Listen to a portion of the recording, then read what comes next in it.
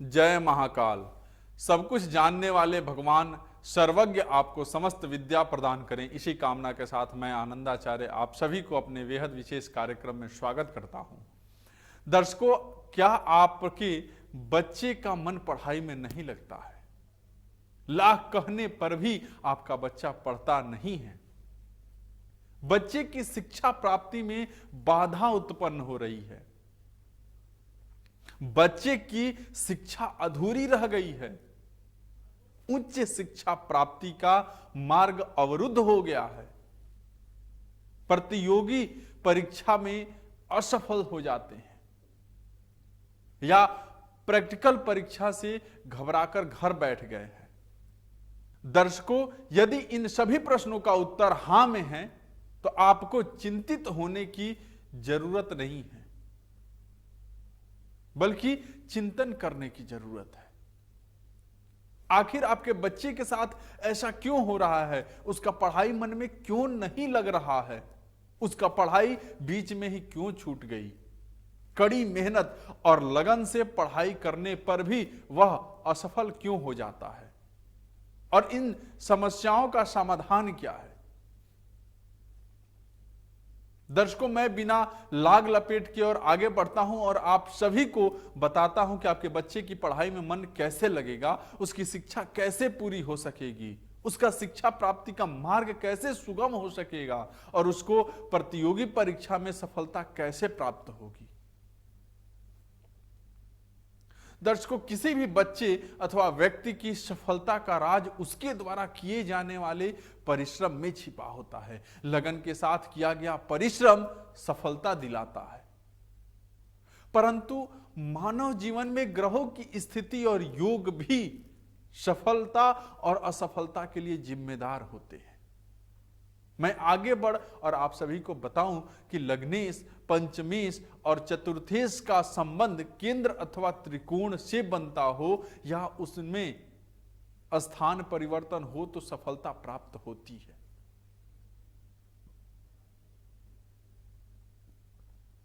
जन्म कुंडली में कहीं पर भी बुधादित्य योग हो तो भी सफलता प्राप्त होती है, परंतु बुध 10 अंश के ऊपर ना हो, अगर ऊपर है तब यहां दिक्कत होती है। दर्शकों, केंद्र में उच्च के गुरु चंद्र, शुक्र और शनि यदि हो तो जातक प्रतियोगिता परीक्षा में असफल नहीं होता है। पंचम के स्वामी देवगुरु बृहस्पति होते हैं और दशम भाव के स्वामी शुक्र हो तथा गुरु दशम भाव में और शुक्र पंचम भाव में हो तो निश्चित सफलता प्राप्त होती है। यदि लग्नेश बलवान हो, भागेश उच्च का हो, केंद्र या त्रिकोण में उजाकर के स्थित हो तो भी न केवल प्रतियोगिता परीक्षा में बल्कि हर क्षेत्र में जातक को सफलता मिलती है और वो सब तरह से सफल होता निकलता चला जाता है। दर्शकों, यदि लग्नेश त्रिकोण में तथा धनेश एकादश में और पंचम भाव में पंचमेश की शुभ दृष्टि हो तो जातक विद्वान होता है, प्रतियोगिता में सफलता प्राप्त करता है। दर्शकों, यदि चंद्र गुरु में स्थान परिवर्तन हो, चंद्रमा पर गुरु की दृष्टि हो तो सरस्वती योग बनने से ऐसा जातक सभी क्षेत्र में सफल होता रहता है, कहीं भी प्रयास नहीं करना पड़ता है। साथ ही चारों केंद्र स्थान में कहीं से भी गजकेसरी योग बनता हो तो भी बालक प्रतिस्पर्धा में अवश्य सफल होता है। दर्शकों, गुरु लग्न भवस्थ हो और बुध केंद्र में नवमेश, दशमेश, एकादशेश से युक्त कर रहा हो या मेष लग्न में शुक्र बैठा हो या फिर सूर्य शुभ हो और शुक्र पर शुभ ग्रह की दृष्टि हो तो ऐसे जातक उच्च स्तरीय प्रशासनिक प्रतियोगिता परीक्षा में सफल होते हैं। जन्म कुंडली में पद्म सिंहासन योग ऊंचाई देता है। पंचमस्त गुरु जातक को बुद्धिमान बनाता है। दर्शकों, यदि देव गुरु बृहस्पति द्वितीयेश हो और बलि सूर्य तथा शुक्र से दृष्ट हो तो व्याकरण के क्षेत्र में सफलता प्राप्त होती है। केंद्र या त्रिकोण में गुरु हो तथा शुक्र और बुध उच्च के हो तो जातक विज्ञान विषय में सफलता प्राप्त करता है। वहीं पर यदि धनेश बुध उच्च का हो तथा गुरु लग्न में और शनि 8वें स्थान में हो तो विज्ञान के क्षेत्र में सफलता मिल जाती है। दर्शकों, यदि द्वितीय, चतुर्थ, पंचम, नवम और दशम का संबंध बुध, सूर्य, गुरु और शनि से हो तो जातक वाणिज्य संबंधी विषयों में अपनी शिक्षा पूर्ण करता है।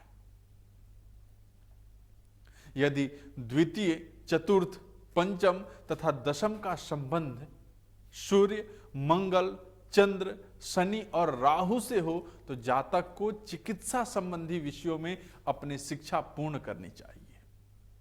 दर्शकों, यदि द्वितीय, चतुर्थ, पंचम, दशम का संबंध सूर्य, मंगल, शनि और शुक्र से हो तो जातक इंजीनियरिंग संबंधी विषयों में अपनी शिक्षा पूर्ण करता है। जबकि द्वितीय भाव, चतुर्थ भाव, पंचम भाव, नवम भाव, दशम भाव का संबंध सूर्य, बुध, शुक्र और देवगुरु बृहस्पति से होता है तो जातक कला के क्षेत्र में अपनी शिक्षा अवश्य पूर्ण कर पाता है। वहीं द्वितीय, चतुर्थ, पंचम, नवम और दशम स्थान से सूर्य, मंगल, गुरु, चंद्रमा, शनि और राहु का संबंध होता है तो जातक विज्ञान संबंधी विषय में शिक्षा अवश्य पूर्ण कर लेता है। ऐसे में दर्शकों, यदि आपका बच्चा मन से पढ़ाई नहीं करता है तो आप किसी विद्वान ज्योतिषी से उसकी जन्म कुंडली का विश्लेषण करवाइए और बताए जाने वाले उपायों को अवश्य कीजिए। हम अगले एपिसोड में मैं आप सभी को इसके संबंध में अनेक उपाय बताने वाला हूं। आप हमारे साथ जुड़े रहिए। आज के लिए बस इतना ही। आप सभी का बहुत बहुत धन्यवाद। जय महाकाल।